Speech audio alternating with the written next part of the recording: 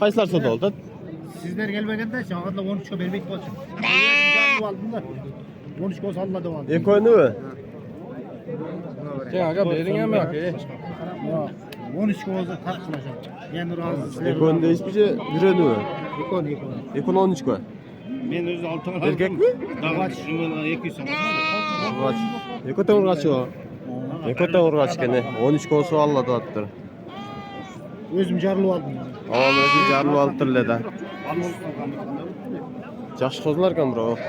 Шын сұхбаты. Қарады, чоң-чоң. Дәнекте. Бізді қанша ғой?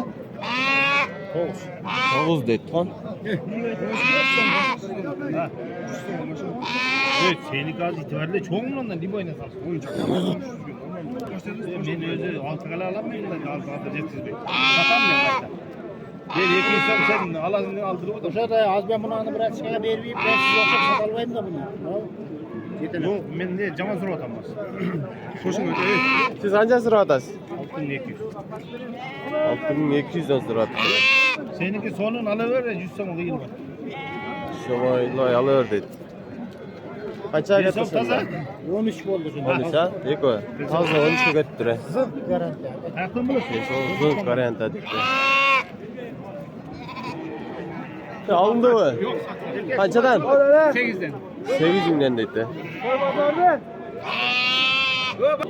Kozların sezonu endi keldi, endi başlandı dedi. Ben Özbekler aytmakçı.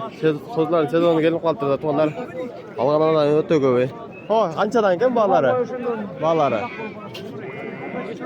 11'den, 10'da 10. 11 erkekler urgaç aralashmı? Biriyle urgaç. Biriyle urgaç. Urgaçınız kança? 11.000. 6 ile 11 ming ekan. Erkekler 12'den. 11'den. 11'den erkeklerden. Optum 10.5'dan. Optum 10.5'dan dedi. Aranızları.